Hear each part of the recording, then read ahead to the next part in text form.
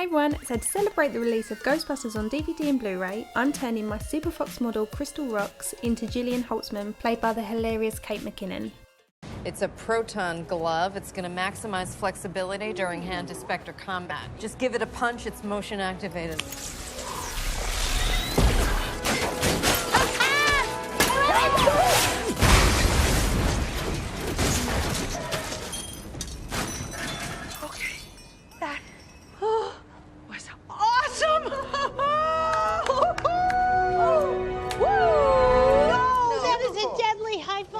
If you haven't seen it, it is a must. So I'm starting off by applying Benefit's Porefessional primer, and I'm applying this to the centre of the face. Even though Jillian Holtzmann's character looks completely natural, we still want a nice base to work with, and this is going to fill out any pores and fine lines to make sure we've got a nice smooth base.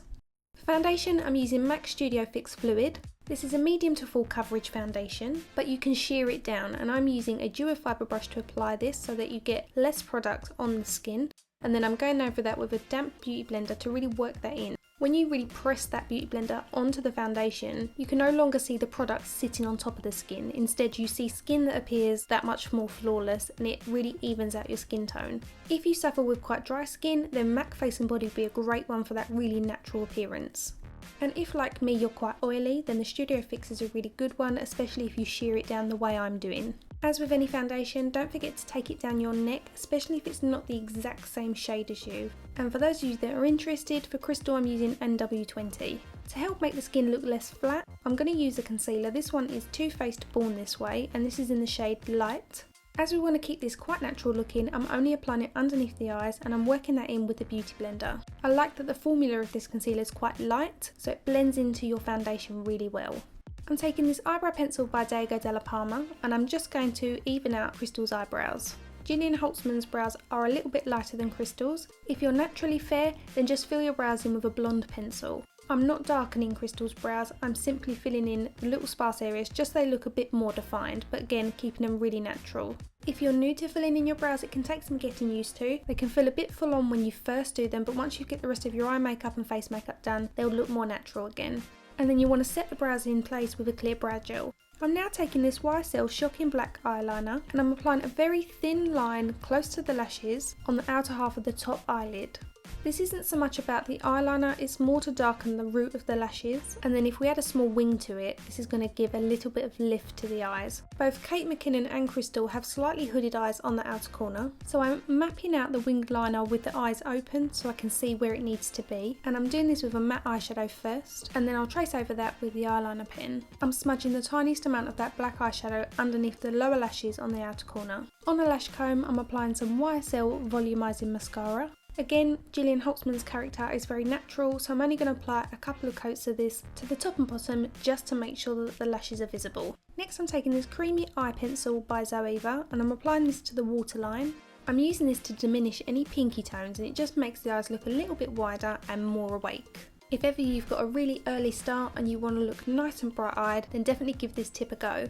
Next I'm taking this YSL Balm Powder. This is in shade number 4, and I'm using this through the hollows of the cheeks. Again, this is about creating dimension to the face, so we just want to sink the hollows ever so slightly, but we want it to look very, very natural.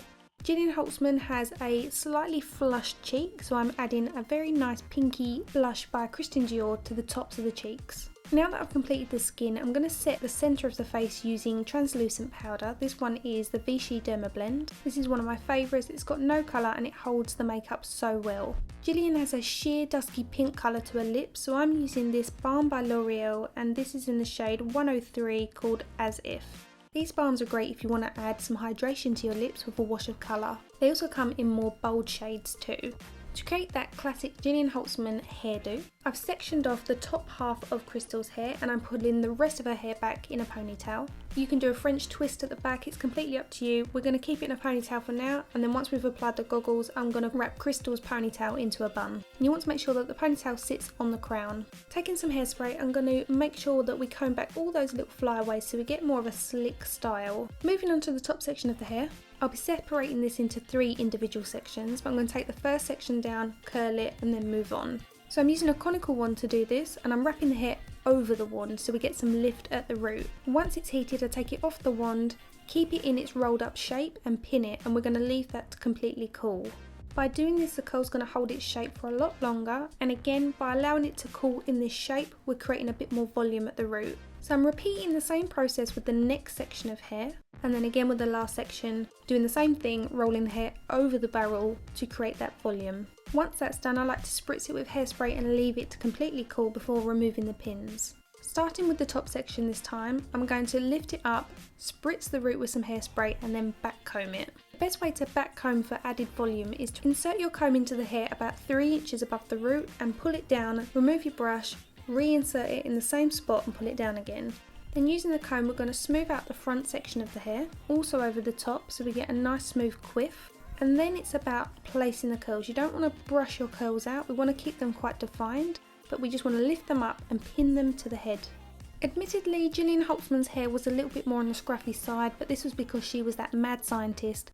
I quite like it more defined like this. These goggles are identical to the ones that Jillian Holtzmann wore in some of the scenes. I got these on eBay and I will link the store that I bought them from in the description bar of the video for you. Then I put Krystal's ponytail into a bun and that completed my Jillian Holtzmann transformation. Don't forget you can check out Ghostbusters now by clicking the link in the video description box. It is available to purchase as of today, the 21st of November 2016. And lastly, I'd love to thank the fantastic Krystal Roxx for being my model. Please give the tutorial a thumbs up if you enjoyed it. If you've missed my previous tutorials, you can click on these now. Hit the subscribe button on screen if you haven't already done so. And you can follow me on Facebook, Twitter and Instagram and Snapchat. Thanks for watching and I'll see you again soon. Bye!